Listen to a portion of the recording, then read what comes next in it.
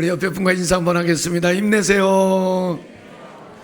좋은 일 있을 거예요.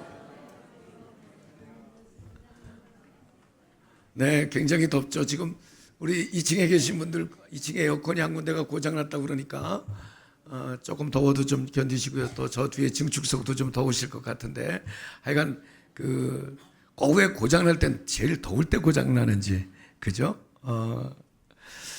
오늘 제가 파리올림픽이라는 제목으로 설교를 하려고 하는데 제가 지난 주간에 충청남도 당진 남지방 연합성회를 다녀왔는데 합덕교회에서 부흥회를 했습니다.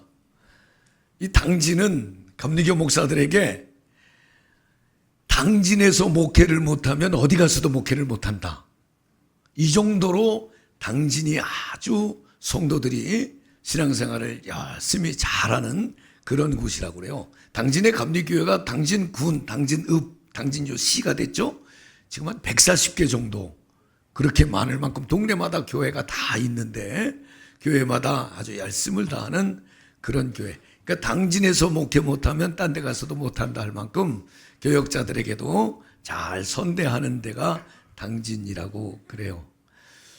그런데 그 교회 제가 부흥회를 했던 합덕교회에서 26개 교회가 연합으로 부흥회를 했는데 그 교회는 지난 몇 년 동안 아주 많은 어려움을 겪고 이제 새롭게 다시 힘을 내기 위해서 그 교회에서 성회를 열었는데 첫날 그냥 열심히 설교하고 같이 찬송하고 기도했는데 뒤에 있는 성도들이 잘 반응을 안 하세요. 그래서 왜 그런가 그랬더니 마이크가 안 들렸대요.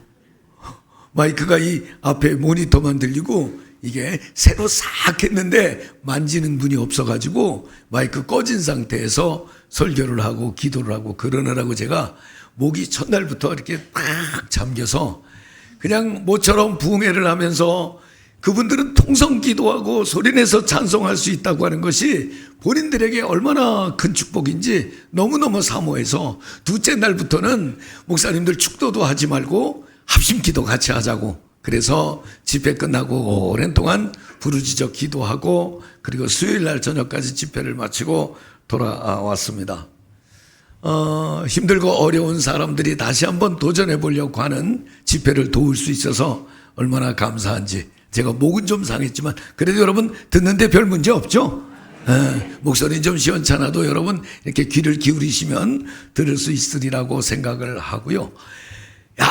얼마나 더운지 그냥 가만히 있어도 땀이 줄줄 흐르는 그런 때 여러분 예배당이 제일 시원하죠?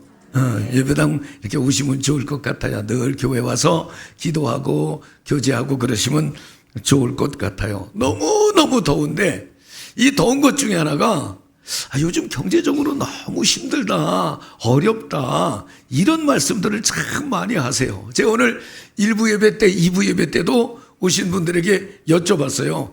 진짜 경제적으로 어려워요? 그랬더니 아니요 그러더라고.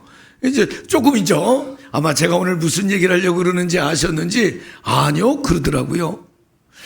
너무너무 힘들고 어렵다고 그러는데 뉴스를 보는데 인천공항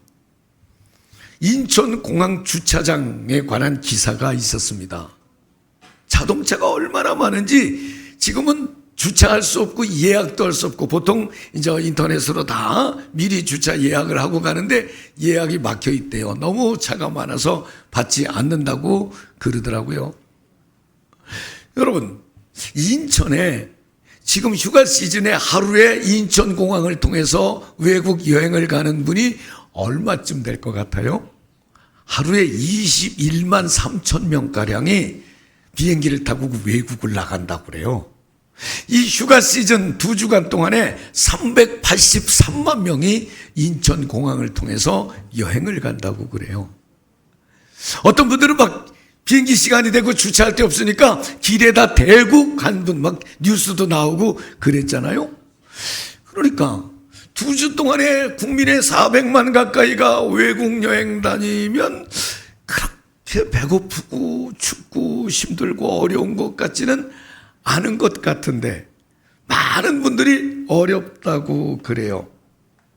그런데 제 기사 중에 이런 기사가 있더라고요. 나라를 쑥대밭으로 만들고 휴가 떠난 대통령. 국민들은 아수라장 같은 현실에 국민이 절망하는데 대통령은 휴가를 갔다.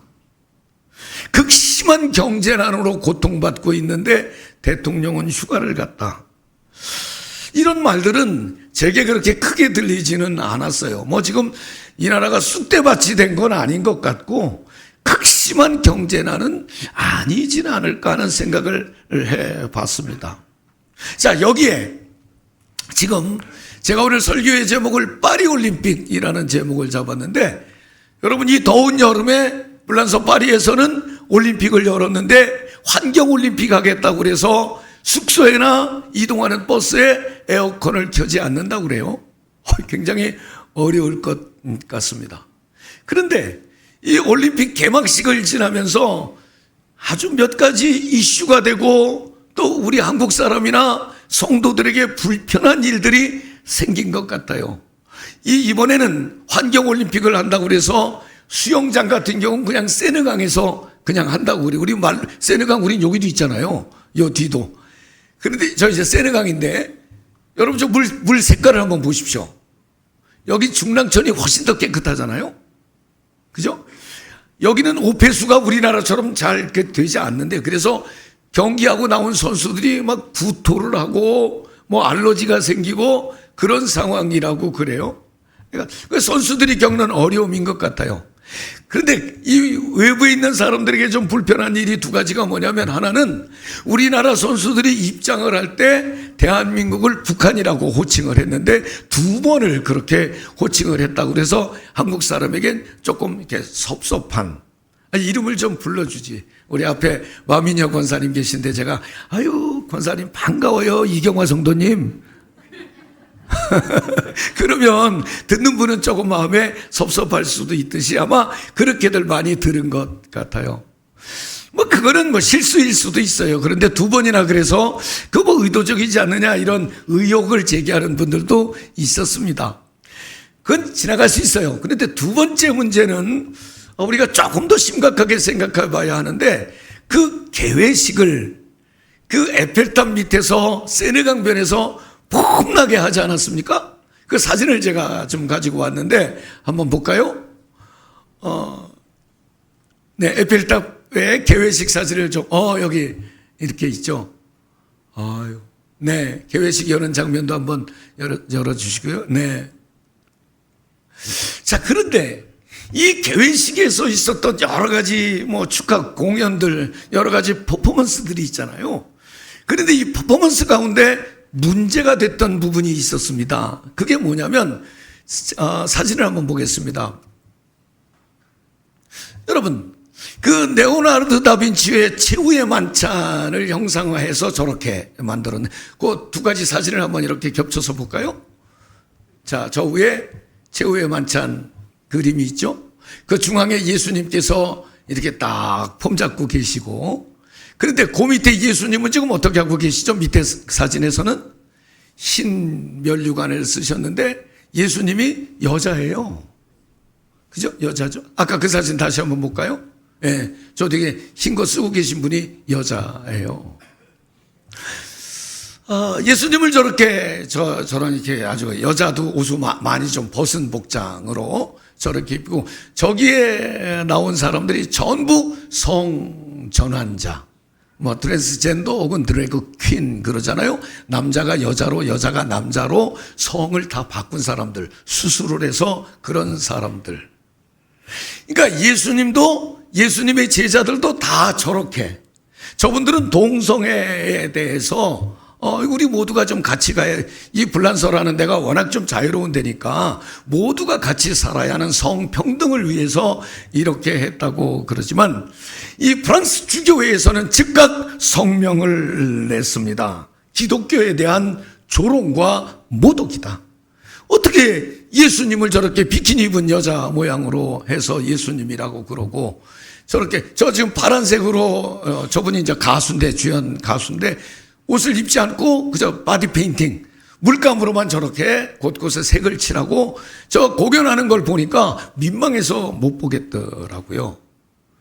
이런 부분에 대해서 전 세계 기독교에서 항의를 했습니다. 신성모독이다. 특별히 그 테슬라 회장인 일론 머스크 같은 분들이 이건 틀림없이 신성모독이고 기독교를 조롱한 일이다, 이렇게 얘기를 했습니다. 그래서 이 올림픽 보이콧해야 한다는 운동도 곳곳에서 일어나고 있는 것 같습니다. 제가 개회식을 다 보지는 않았습니다만은 그 아주 창백한 말을 타고 지나가는 그 스크린이 쫙, 그것은 요한계시록 6장에 종말의 때에 창백한 말탄자가 있으면 세상의 전체 죽음을 암시하는, 그래서 사람들이 이렇게 죽을 거다, 종말이 올 거다, 이런 걸 암시했다고 그랬는데 제가 그 화면을 보지는 못하고 기사로만 보았습니다.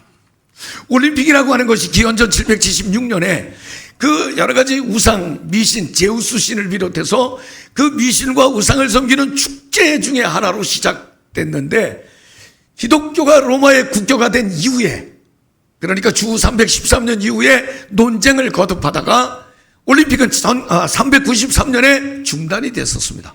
1500년가량 중단이 됐다가 현대올림픽이라고 불리는 지금의 올림픽은 1896년에 시작이 돼서 올해가 32번째인지 33번째인지 현대올림픽이 진행되고 있습니다.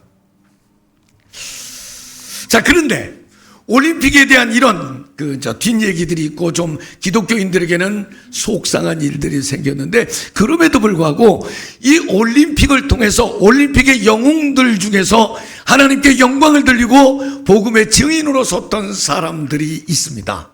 제가 몇 사람, 그 사람들의 사진을 좀 이렇게 정리를 해봤는데, 첫 번째가 혹시 여러분 알지 모르겠습니다. 에릭 리델이라고 하는 영국의 육상 선수입니다. 이분은 100m를 뛰는 선수인데 100m 시합에 나가지 않았습니다. 올림픽 경기할 때. 왜냐니까 100m 시합의 예선을 주일날 했습니다. 나는 주일날은 예배하고 하나님께 영광 돌리는 일 외에는 하지 않습니다. 그래서 주일 100m 경기 출전을 하지 않았습니다. 오늘 여기 우리는 주일날 휴가 가신 장로님들, 권사님들 굉장히 많은데, 올림픽 경기 4년에 한 번이고 국가대표가 된다고 하는 것은 쉬운 일이 아닌데 이분이 뛰지 않았습니다. 그런데 평일날 뛰었던 200m, 400m에서 우승을 했습니다. 금메달을 땄습니다. 그래서 믿음을 지키면서 선수로서 거리끼지 않게 잘 하나님께 영광을 돌렸던 에릭 리델이라는 사람이 있습니다. 이분의 이름은 우리가 그저 이렇게 설교 시간에 예화로는 들어도 이렇게 가까이 접하지는 못했는데, 우리 국민들이 잘 알고 있는 육상 선수가 있죠. 우사인 볼트. 지구에서 가장 빠른 사나이, 총을 탄 사나이라는 별명을 붙은 이 우사인 볼트. 2008년부터 2012년까지 올림픽에 출전해서 금메달을 트리플 3개씩 연거푸 땄던 육상 선수입니다. 이분은 나는 숨 쉬는 것도 하나님의 은혜고 걷는 것도 하나님의 은혜고 내가 뛸 수 있는 것도 하나님의 은혜입니다. 그저 언제든지 하나님께 영광 돌리는 고백을 하고 살았던 분이 이 우사인 볼트라고 그래요. 자, 여기에 다른 종목의 선수도 한 사람이 있는데, 여러분 수영하면 생각나는 마이클 펠프스라고 하는 선수가 있죠. 아주 덩치가 좋은, 저 금메달을 보십시오. 저분이 4회 연속 올림픽에 참석해서 금메달만 23개를 땄대요. 놀리지도 않죠. 23개의 금메달을 딴 저 선수. 저 마이클 펠프스는 어릴 때 어머니로부터 신앙생활을 잘 배워서 언제든지 힘들 때마다, 어려울 때마다, 혹시 속상할 때마다 하나님 앞에 기도하고 믿음으로 나는 어려움을 극복하고 삽니다. 경기를 시작하고 경기를 끝나고 늘 기도했던 사람이 저 마이클 펠프스라는 사람입니다. 또 많이 있는데 그만두고 한 사람만 더 하겠습니다. 여러분이 잘 아는, 지금 현재 우리나라의 문화체육부 차관을 하고 있는 장미란 선수, 역도 선수. 아주 덩치가 좋은, 저 장미란 선수 지금 기도하는 모습입니다. 경기 전, 경기 후에 언제나 기도하던 장미란 선수, 현재는 문화체육부 차관을 하고 있는 분입니다. 이분은 그저 나는 내가 살아가는 힘 모든 것이 하나님께로부터 왔습니다. 그래서 기도하는 것을 늘 일상화하고 저렇게 들기 전에도 들고 나서도 혹 실패해서도 하나님 앞에 감사의 기도를 올리며 하나님께 영광을 돌리고 신자다움을 당당히 드러냈던 장미란 선수가 있습니다. 이렇게 올림픽에 이런저런 얘기가 있지만 그럼에도 불구하고 하나님의 백성다운 자부심을 가지고 섰던 자랑스러운 선수들이 있었습니다. 제가 오늘 파리올림픽이라는 제목을 잡으면서 올림픽은 올림픽 정신이라고 있죠. 이기는 데 목적이 있지 않고 올림픽은 참가하는 데 의의가 있다. 이거 우리가 다 아는 말입니다. 그 말을 한 사람이 근대 올림픽이라고 불렸던 구베르땡이라고 하는 사람이죠. 올림픽에서 가장 중요한 것은 승리가 아니고 참가입니다. 이기는 데 목적을 갖는 것이 아니라 모두 함께 하는 데 목적이 있다고 이 올림픽 정신을 말하는 사람입니다. 이 정신에 올림픽은 5가지 정신이 있다고 합니다. 첫 번째는 엑셀런스, 탁월함. 그저 내가 갖고 있는 모든 재능을 혼신의 힘을 다해서 발휘하는, 최선을 다하는 것이 올림픽 정신이고, 두 번째는 프렌십, 우정, 종교, 인종, 국적 이런 걸 다 뛰어넘어서 서로 하나가 되는 것이 올림픽 정신이고, 두 번째는 존중, 리스펙트 그러죠. 규칙을 존중하고 다른 선수와 다른 사람들을 존중하는 것이 올림픽 정신이라고 그러고, 네 번째는 페어 플레이, 공정하게 그저 반칙하지 않고 선한 경쟁을 한다고 하는 것이 올림픽 정신입니다. 그리고 또 하나는 솔리데리티라고 하는 단어인데, 연대. 그저 인류 평화를 위해서 모두 함께 손을 잡고 뛴다고 하는 것이 올림픽 정신이라고 하는 것입니다. 제가 오늘 파리올림픽이라고 하는 제목의 설교 제목을 잡은 것은 이 올림픽 정신이 성경에서 말하는 그리스도인의 삶의 가치관과 다르지 않기 때문에 이 정신을 다시 한번 우리에게 새기고 싶다는 생각을 가졌습니다. 여러분, 제가 설교 전에 잠깐 얘기했습니다만 지금 우리나라는 대화, 타협, 함께함, 이것보다는 대치하고 갈등하고 비난하고 언어 폭력이 막 난무하고 선동하고 모함하고 음해하고 비난과 갈등과 정죄가 일상이 되어 있습니다. 청문회 하는 뉴스를 보면서 거기에 나오는 묻는 분들이나 대답하는 증인들이나 눈빛이 미섭고 말이 무섭고 표정이 무서워요. 그것을 보는 사람들에게 행복지수를 높여주지 못하고 있습니다. 왜 우리가 이런 사회가 되었을까? 근데 이거는 꼭 정치하는 분들만이 아니라 우리 주변에서도 흔하게 나와 생각이 다른 것을 존중하지 않고 내 주장만 강력히 주장하는 건 우리에게 어쩌면 일상이 됐는지 모르겠어요.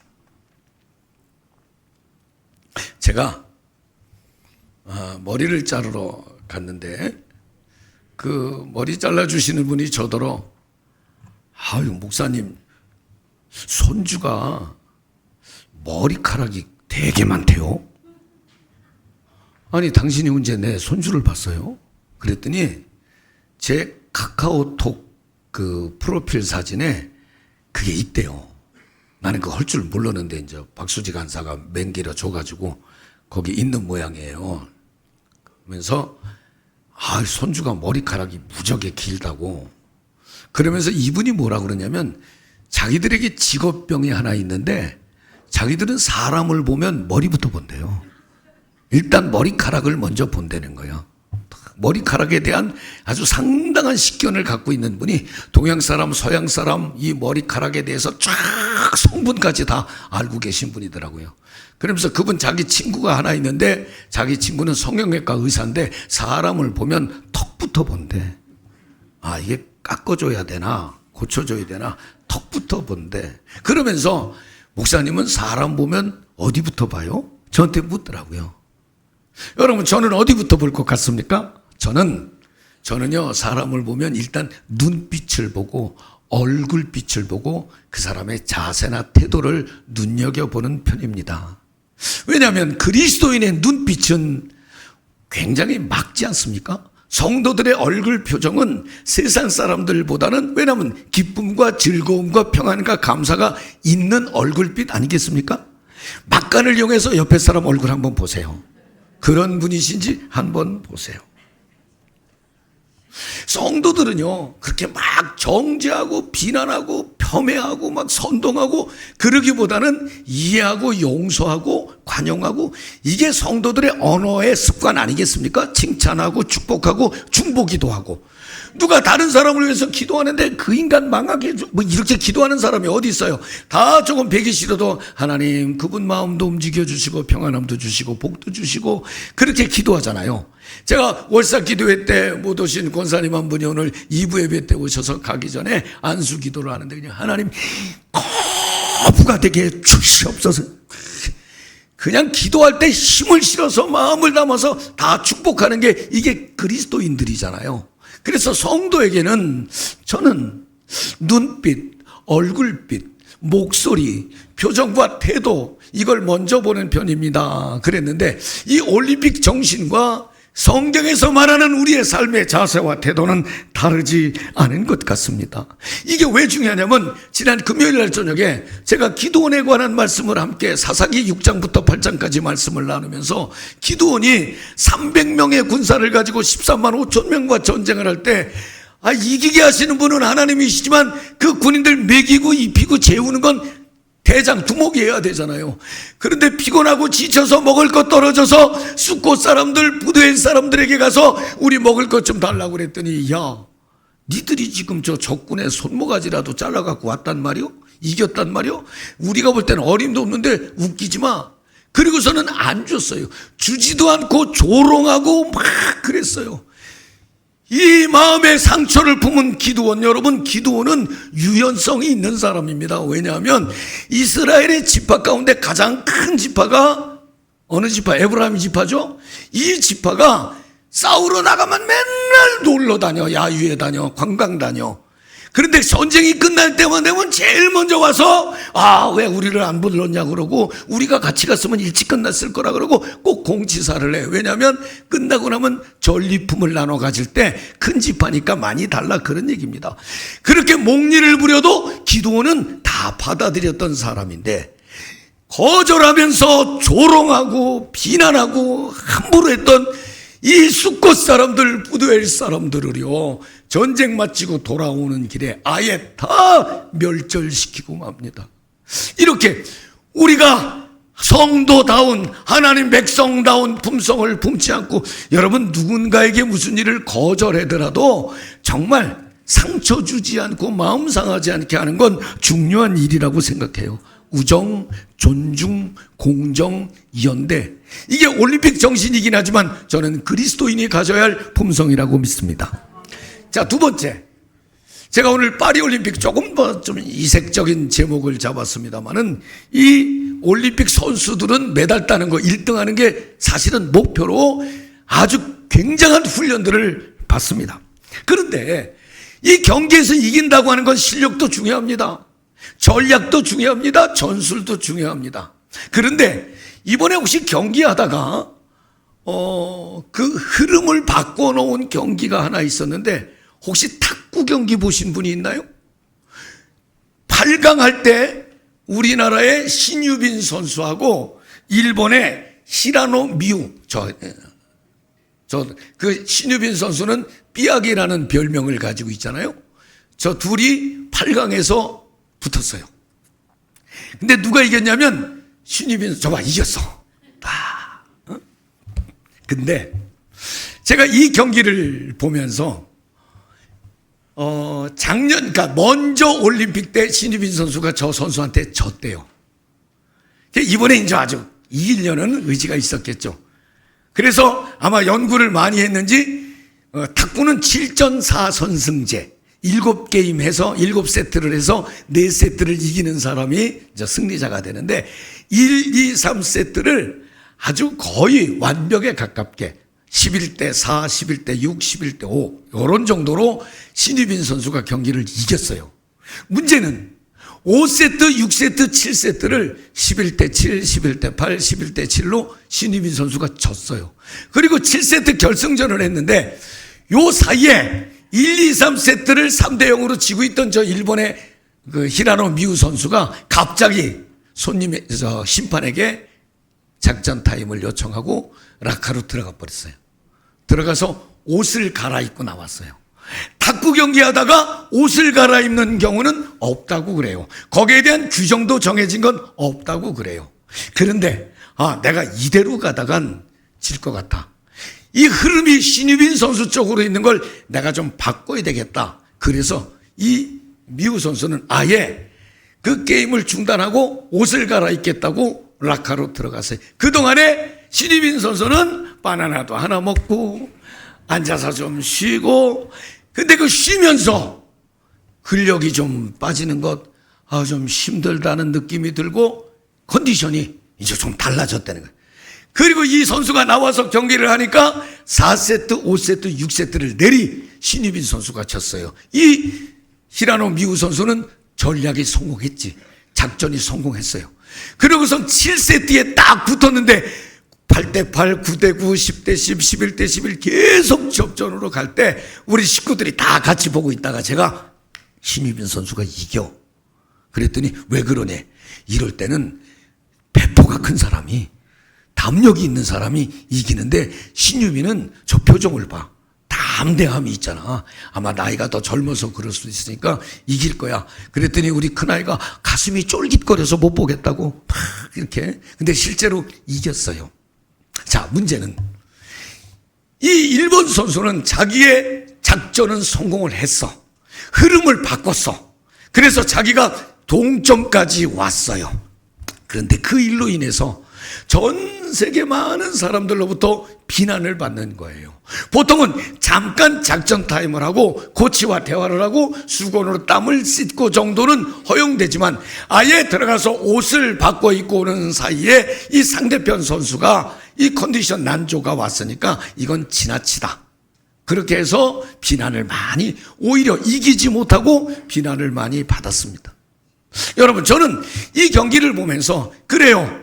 이 시합을 하다 보면 전술이나 전략이나 실력이나 거기에 또 이렇게 흐름도 굉장히 중요한데, 이 흐름이 이것을 영적인 삶에 좀 적응해 보면 내가 지금 영적으로 유익하고 유리한 그런 행보를 계속하고 있으면 이 흐름이 바뀌지 않도록 더 집중해야 할 것이고, 만약에 내가 지금 굉장히 불리한 영적인 상태에 빠져 있다면 이것을 빨리 전환하려고 애를 써야 되지 않겠습니까?